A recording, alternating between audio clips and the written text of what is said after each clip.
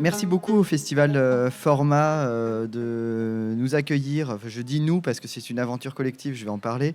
De nous accueillir sur le salon graphique. Merci à la Garage Coop d'avoir rendu tout ça possible. Je m'appelle Kevin Donneau, donc je suis designer graphique, développeur, enseignant à la IR Strasbourg et cofondateur d'une revue de recherche qui s'appelle Back Office, qui va nous occuper ce soir. Je vais vous parler depuis un point de vue un peu inédit par rapport aux autres présentations de Back Office qu'on a pu faire. Je vais vous parler du point de vue du studio. C'est-à-dire qu'on présente généralement le projet de façon un peu globale, mais Back Office, c'est aussi un projet qui est une partie d'un studio, et je pensais que c'était important et intéressant pour vous que vous voyez quel rôle ça a au sein de notre pratique. Donc Back Office, c'est l'association de 3 personnes. Anthony Mazur, qui est directeur de la recherche à la Haute École d'Art et de Design de Genève, et Élise Gay et Kevin Donneau, qui forment un studio. Donc Élise Gay, c'est ma compagne, mon associée à la vie comme au travail. Et on travaille tous les deux sur tout un tas de types de projets, mais c'est quand même globalement des projets qui sont tous éditoriaux et qui se développent aussi bien sur papier que sur écran. C'est-à-dire que pour nous, il y a une très grande porosité et une assez grande évidence à développer un contenu. Enfin voilà, il y a une grande proximité entre la conception pour faire des livres notamment et la conception pour faire des sites web, en tant que ce sont des contenus qui se développent dans le temps, qui s'architecturent, qui se structurent et voilà. On est bien plus à l'aise pour faire des sites web et des livres que pour faire des affiches. Donc on travaille pour tout type de commanditaires, principalement pour des commanditaires publics dans le secteur de la culture. On fait des catalogues d'expositions et on fait des sites web d'institutions culturelles ou des sites web expérimentaux avec des artistes. Et la particularité de notre pratique, c'est de pouvoir intégrer de temps en temps, souvent, des programmes, du code, des modèles de génération de formes qui peuvent être algorithmiques, qui peuvent être paramétriques, dans le processus de création. Voilà pour le gros pitch. Donc on prend en charge tout type de commandes. Voilà, on fait des catalogues pour le Centre Pompidou qui sont très bien, mais qui répondent à un contexte de commandes dans lesquels on peut avoir plus ou moins de latitude, dans lesquels on peut plus ou moins injecter nos propres enjeux au-delà de la réponse aux enjeux du commanditaire. Et on va dire que cette variabilité des degrés dans laquelle on peut injecter des choses qui me préoccupent constitue parfois des vrais projets de recherche en tant que forme. On a par exemple fait la série de 5 catalogues de la série d'expositions qui s'appelait Mutation Création, qui parle de numérique, pour le faire très très grossièrement. Chaque itération est sur un sujet différent. Et la particularité de ces catalogues, c'est que leur mise en forme même met en jeu les sujets qui sont défendus. Par exemple, le premier numéro qui s'appelait, le premier item, la première itération s'appelait Imprimer le monde. Et la mise en forme complète du catalogue fait écho à l'impression 3D avec un caractère génératif qui se module de double page en double page. Enfin voilà. Donc on expérimente à travers des commandes. Et ça, c'est la première partie de l'endroit où on fait de la recherche, c'est-à-dire que ça passe par des formes et ça s'inscrit dans des contextes de commandes, ce qui nous semble être le cœur du design graphique. La recherche, elle passe aussi par des participations à des projets de recherche transdisciplinaires. Là, on participe activement au projet de recherche ANR autour de Jacques Bertin. Donc Jacques Bertin, figure de la cartographie des années 50 à 90, où on expérimente en fait des dispositifs qui vont accompagner des enjeux qui ont été développés au sein du laboratoire de graphique de l'EHESS. Ça passe aussi par des espèces de cartes blanches qu'on nous passe de temps en temps. Donc ça, peut-être certains d'entre vous sont passés à Chaumont et ont vu ces affiches-là. Ça c'est aussi de la recherche par les formes. Mais ce qui nous occupe, ce n'est pas ça. C'est ce machin-là. Pourquoi en fait donc Back Office, c'est un projet qu'on a monté. Donc vous avez vu notre studio à 2 têtes, plus un chercheur. C'est un projet qu'on a monté parce que justement, à un moment donné, ça marchait bien pour nous. On avait des commandes qui se succédaient, tout se passait très bien, et on voyait bien que ça pouvait continuer comme ça pendant 30 ans si tout se passait bien, mais qu'on avait du mal à problématiser notre pratique au sein de ces commandes. Ça nous paraissait un petit peu court en termes de possibilités d'expression. C'était très bien, des contextes très intéressants, mais on voulait aller plus loin et on voulait pouvoir trouver des contextes dans lesquels réfléchir vraiment à ce qu'on faisait. Et donc, on s'est associé à quelqu'un qui écrivait pour imaginer un modèle de revue qui était un peu inédit à l'époque, je crois. Enfin, qui soit entre la revue, qui emprunte à la revue universitaire, on va dire, le sérieux de la documentation, mais sans l'ennui du sujet, sans la nullité de la mise en page. Essayer de faire une revue qui part des objets qu'on observe et qui essaye d'en tirer des conclusions plutôt que d'avoir une approche théorique surplombante. Et cette revue, en fait, donc, c'est une revue qui s'intéresse au design graphique et aux pratiques numériques. Vous comprenez pourquoi, vu la configuration du studio. Et qui essaye de proposer des approches critiques en fait, à cette intersection-là, de réfléchir avec le temps long, avec l'histoire, en abordant aussi le contemporain, mais en essayant de faire un petit pas de côté, de ne pas se laisser submerger par les flux d'images, mais d'essayer de comprendre ce qui s'y joue, en ayant un regard un peu le plus informé possible, quoi. Donc c'est une revue qui est à parution irrégulière, parce qu'on est tous méga occupés, on a tous un planning monstrueux, mais on essaye de sortir un numéro tous les 18 mois. Et donc, tous les 18 mois paraît un numéro de Back Office qui s'intéresse à une thématique particulière. Chaque numéro est thématique. Le premier numéro, là, que vous voyez un petit peu caché, il s'appelle Faire avec, c'est le numéro initial. On parlera après dans les questions d'économie et tout ça, enfin, c'est aussi des trucs importants, mais je vous parle déjà du fond. Le premier numéro s'appelle Faire avec, il propose une approche critique des outils, globalement, des outils numériques. Le deuxième, c'est Penser, classer, représenter. Il s'intéresse aux activités de la visualisation de données. Le troisième, Écrire l'écran, s'intéresse à la lecture à l'écran. Le quatrième, Suivre le mouvement, s'intéresse au design graphique animé. Et le dernier, le tout petit dernier, qui vient de sortir cet été, s'appelle Changer de dimension. Et il questionne l'appropriation progressive des technologies 3D qui viennent du jeu vidéo, qui viennent du cinéma, par les graphistes. C'est une observation qu'on a fait au Festival de Chaumont. On se disait, mais qu'est-ce que c'est que ces affiches avec des trucs qui coulent partout, des modèles 3D, des machins, d'où ça vient, tout ça? Donc on a voulu en savoir plus. Qu'est-ce que c'est cette interface de téléphone avec un faux cuir? Qu'est-ce que c'est cette immersion des casques VR? Que joue le design graphique là-dedans? Donc voilà. Et chaque numéro, c'est à peu près 500 000 signes de texte. C'est bilingue. Tout est à traduction. Les deux langues sont simultanées aussi pour observer les effets de traduction. C'est multi-support. On publie aussi sur le web. Et ça opère, on va dire, comme une espace de projection pour les auteurs francophones, pour l'étranger. Et à la fois, ça nous permet de faire des traductions inédites de certains textes super importants qui n'existent pas en français, quoi. C'est aussi une revue qu'on a créée parce qu'on était enseignants et on n'avait rien à faire lire à nos étudiants en français. Et donc, on s'est dit, on va arrêter de subir la situation et puis on va prendre le taureau par les cornes et puis on va monter un truc. Mais selon nos propres règles. Et c'est ça qui est absolument génial dans ce type de projet, de ce type d'approche, c'est que en fait, c'est vous qui décidez d'absolument tout. Donc de quoi on a décidé pour Back Office? Alors il y a des éléments qui varient suivant les numéros, comme dans toute revue, et puis il y a des éléments qui sont fixes.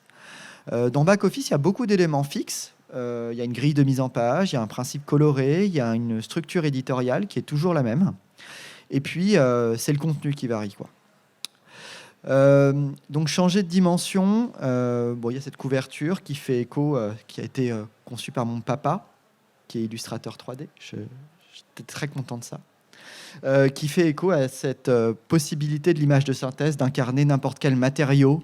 Et ça nous paraissait intéressant. La sphère, c'est aussi l'objet primordial quand on fait de la modélisation 3D. Donc ça nous paraissait faire sens.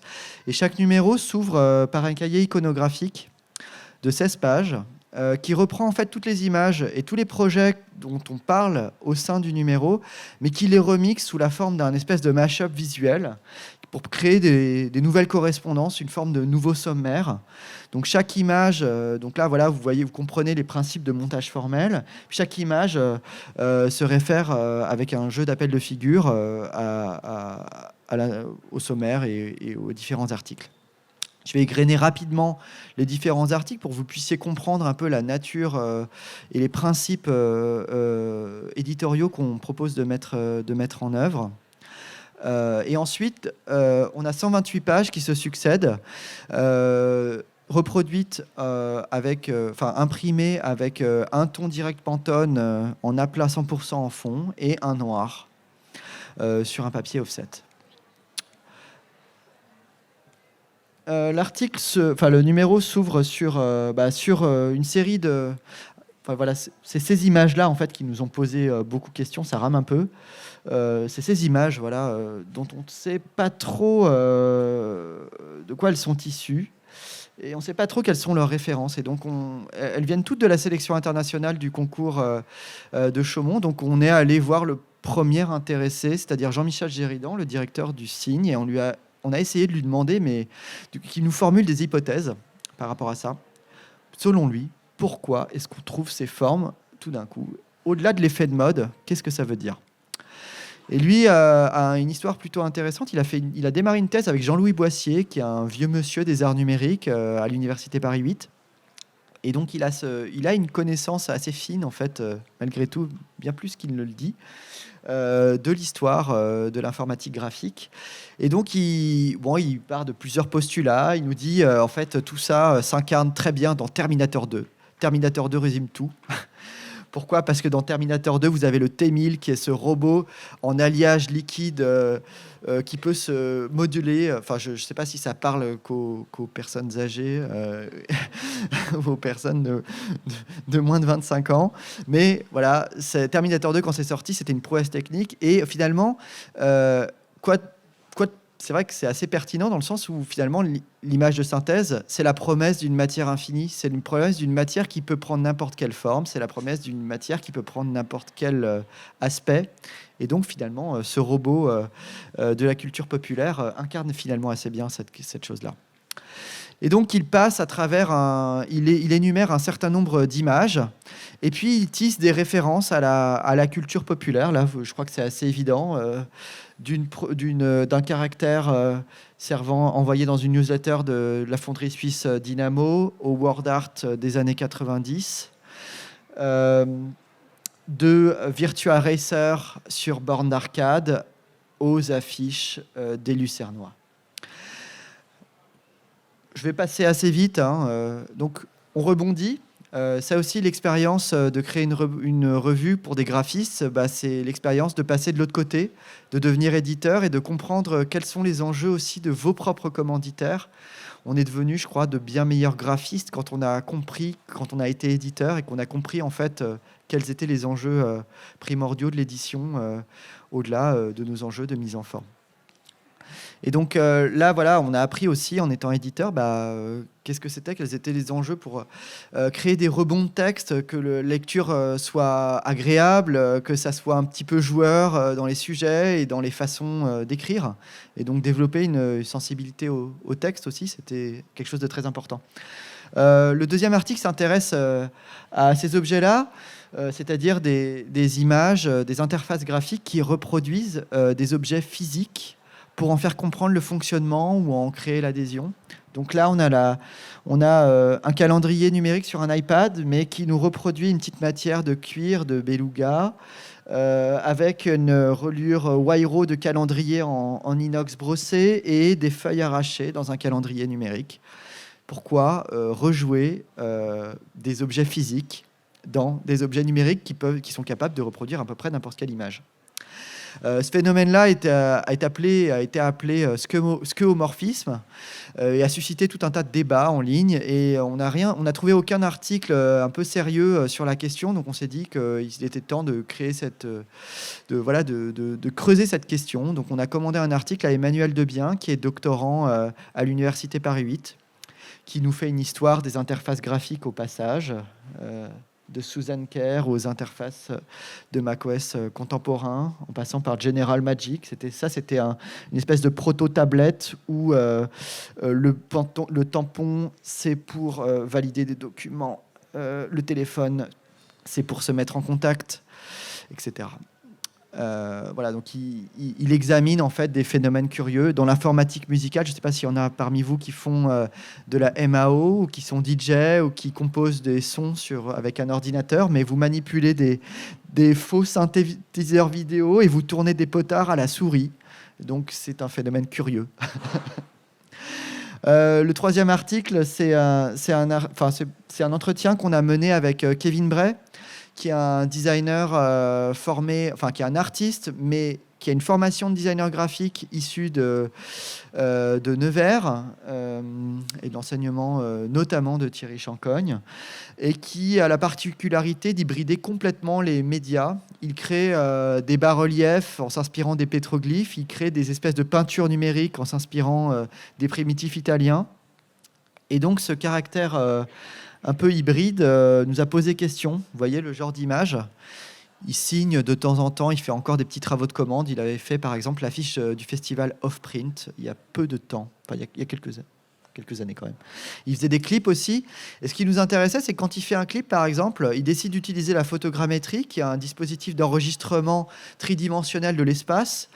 Sauf qu'au lieu de placer un point de vue au centre proche du dispositif d'enregistrement, qui aurait pu donner l'illusion d'une vraie tridimensionnalité, il le décale. Et en fait, il cherche plutôt à révéler les failles du système, là où la technologie s'effrite et se révèle pour ce qu'elle est, plutôt que de simuler une espèce de fausse réalité. Et il passe son temps, en fait, dans l'entretien, il nous dit qu'il passe son temps à démonter des outils, à trouver des failles et à trouver des endroits où, en fait, la technologie se révèle et finalement arrête de reproduire et de singer des existants techniques, mais se révèle pour ce qu'elle est, quoi. Et donc ça nous a beaucoup intéressés. Donc on allait le voir, et puis c'était un entretien vraiment passionnant, qui ouvre sur plein de choses. Donc on s'intéresse à des objets un peu haute culture, et puis aussi à des objets de ce type-là. Ah, ça joue pas, c'est dommage. C'était l'économiseur d'écran Labyrinthe de Windows 95, que certains et certaines d'entre vous ont peut-être connu. C'était pour vous parler en fait d'un article qu'on a coécrit avec toute l'équipe de rédaction autour d'un mouvement curieux qu'on a observé sur la plateforme GitHub, qui est une plateforme de partage de code source. En fait, ce sont des gens qui se regroupent et qui se mettent en quête de trouver en fait les récurrences et les images sources utilisées pour des textures dans les jeux vidéo dans les années 90. Curieusement, dans les années 90, en fait, le réseau Internet, c'était compliqué d'envoyer des textures sur ce réseau-là, et les images circulaient pas tant que ça. Et donc, les développeurs avaient des stations de travail fort coûteuses, sur lesquelles étaient préinstallés tout un paquet d'images. Et donc, en fait, quand il y avait besoin de plaquer une image, une texture sur un mur avec une texture de brique, ils regardaient ce qu'il y avait dans leurs ordinateurs et puis ils plaquaient la texture de brique qu'il y avait disponible. Il y avait peut-être 2-3 disponibles, et puis ils la mettaient sur le mur. Ce qui produit en fait des correspondances assez curieuses, où en fait, quand on commence à regarder dans le détail, on se rend compte que la même matière est utilisée dans des dizaines de jeux différents. Ce qui parle en fait, en faisant cette archéologie du média-là, cette archéologie des médias, on se rend compte de processus de travail qui étaient à l'œuvre dans les studios de jeux vidéo dans les années 90. Et ce qui est intéressant, c'est aussi la façon dont ces groupes travaillent sur GitHub. C'est-à-dire que sans le savoir et de façon intuitive, ils répondent à toutes les bonnes pratiques de l'open science, du partage des sources, de la documentation. Et en fait, ils font tout ce que les chercheurs en sciences humaines ne font pas alors qu'on leur demande de le faire. Et ils le font de façon intuitive. Et ce qui est drôle, c'est que ça vient plutôt des libristes, plutôt des communautés alternatives. Et donc l'article se finit sur... peut-être ça serait intéressant de regarder ce qui se joue à cet endroit-là et d'en prendre exemple, parce que c'est toutes les bonnes pratiques. On a aussi des articles un peu plus sérieux, un peu plus historiques. Pour l'article suivant, on a proposé une traduction inédite d'un texte de Julie Volletz qui était publié initialement dans la revue allemande Interface Critique, excellente revue, demeurant. Julie Volletz revient sur la notion d'immersion dans l'histoire de l'art. Et en fait, elle démontre que les enjeux qu'on pense tout à fait nouveaux parce qu'on a des casques de réalité virtuelle. Meta produit l'Oculus. On a l'impression que c'est un changement de paradigme, comme on dit. En fait, pas du tout. Dès Pompéi, on se rend compte qu'il y a des dioramas immersifs. On se rend compte qu'à la Renaissance et dans le Moyen-Âge, on recouvre de salles entières des paysages. Et puis, la question de l'illusion et de l'immersion est en fait intimement liée à celle de l'histoire de l'art. Elle est aussi intimement liée à l'histoire du cinéma. En tant que divertissement, où dans les années 50, on crée des cinémas avec des dispositifs olfactifs, sensoriels. On n'a pas attendu Gaumont et sa 4D pour faire ça. Vous voyez là, le Sensorama, c'est un exemple fameux. Les mêmes inventeurs du Sensorama inventent la télévision binoculaire. Je vous laisse regarder ce brevet-là. Et les artistes s'en saisissent dès les années 70. Et donc, elle essaye d'expliquer d'où viennent ces émergences de la question de l'immersion et comment ça se décline à différents degrés avant d'arriver au casque VR et d'où est-ce que ça provient.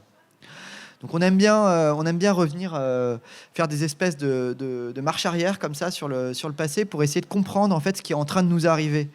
On pense qu'on ne peut pas avoir un regard critique sur le contemporain si on n'a pas un œil dans le rétroviseur, quoi. On s'intéresse aussi à des objets curieux. Alors ça aussi, ça parlera peut-être pas au moins de 25 ans. Je n'ai pas le droit de cette chose-là. Donc ce que vous voyez à l'écran, c'est un extrait du film Jurassic Park, publié en 1994. Et vous voyez la jeune fille qui s'écrie « Oh, it's a unique system, I know this ». Et en fait, elle manipule une interface où elle se balade comme ça dans des fichiers et des dossiers pour essayer de fermer la porte, la porte dans laquelle elle se trouve, attaquée par un dinosaure en furie. Et donc, elle se balade comme ça dans cette espèce de paysage virtuel. Et elle manipule un objet qui a fasciné à l'époque. Moi, je sais que c'était un truc qui m'a vraiment marqué profondément. Qu'est-ce que c'est que se balader dans un faux espace, dans un espace virtuel pour exécuter des fonctions? Pourquoi est-ce qu'on rejouerait l'espace virtuel dans l'espace physique? Et donc, on est parti de cette chose-là pour poser la question à Nolwenn Maudet. Nolwenn Maudet, qui est chercheuse en IHM, en interface homme-machine, chercheuse en design graphique aussi, mais qui a un cursus en IHM, pour lui demander, mais ces interfaces du futur, là, tridimensionnelles, qu'on voit partout au cinéma, dans les films, Jurassic Park, ça a presque 30 ans. Pourquoi elles ne sont pas arrivées depuis longtemps, en fait? Pourquoi est-ce que ce futur-là, il n'est jamais advenu? Pourquoi est-ce que la 3D, alors que techniquement, il est possible de les afficher sur n'importe quel ordinateur aujourd'hui, pourquoi est-ce qu'on n'a toujours pas d'interface 3D alors que ça devrait être tellement mieux? Le champ des IHM nous dit nous sommes des êtres évoluant dans un espace tridimensionnel. Manipuler une interface tridimensionnelle, c'est le plus naturel, ça doit être le plus efficace. Mais ça ne se produit pas. Alors, il y a un paradoxe. Qu'est-ce qui se passe? Donc, elle dresse plusieurs hypothèses. Elle revient sur des exemples historiques. Elle regarde ce qui se passe dans le champ du jeu vidéo, où on a souvent des surcouches d'un univers 3D et puis de plans 2D. Elle regarde des productions de designers expérimentales. Et puis, elle fait un postulat. Elle fait un postulat que finalement, ce futur n'arrivera pas, que c'est une fiction et qu'il faut bien laisser ça à Minority Report. Et le numéro se finit sur un deuxième entretien avec Teresa Ruller du studio The Rodina, un studio basé à Amsterdam qui a une pratique de la performance, en fait, qui crée des dispositifs de design dans lesquels elle engage la participation du public et elle crée des situations. Et le public est invité à participer à ces situations et ce sont pour autant des vrais objets de design qui sont vraiment édités au sens de... qui sont publiés, ils sont rendus publics, quoi. Mais c'est des situations. Et ce qui est intéressant, c'est qu'au moment des différents confinements liés à la pandémie que vous savez, et différents festivals sont venus leur poser la question, mais finalement, ces situations que vous créez, on ne peut plus les faire en vrai. Vous ne pouvez pas inventer un truc en ligne. Et donc, vu que c'est aussi des codeurs et des codeuses, elles ont imaginé un système d'environnement virtuel dans lesquels se rassembler, mais des environnements virtuels qui seraient émancipés de toute référence au réel, qui ne chercheraient pas à simuler le réel pour démontrer leur performance, mais qui essaieraient de chercher une nouvelle esthétique, de nouvelles formes qui, sans référence ou avec des références peut-être plus diluées, moins évidentes. Et donc ça nous a posé beaucoup de questions. Donc on est allé s'entretenir avec elle, en l'occurrence. Il n'y avait que Teresa Ruller lorsque nous sommes posés ces questions. Là, vous voyez des exemples des performances qu'elles font. Et puis, ces moments d'activation numérique. Et comment ça a changé aussi, comment en fait, concevoir un moment dans un environnement virtuel a pu changer leur pratique dans le monde physique, et comment finalement tout ça peut se penser de façon complètement continue. Et l'article se finit sur une très belle chose qui est un encouragement. En fait, Teresa nous a dit, en fait, si on laisse ces environnements virtuels au grand capital, à Meta, si on leur laisse définir les normes esthétiques, les usages, faudra pas se plaindre. C'est aux designers de penser des alternatives et de penser des espaces qui soient peut-être plus émancipateurs, qui soient peut-être moins normatifs.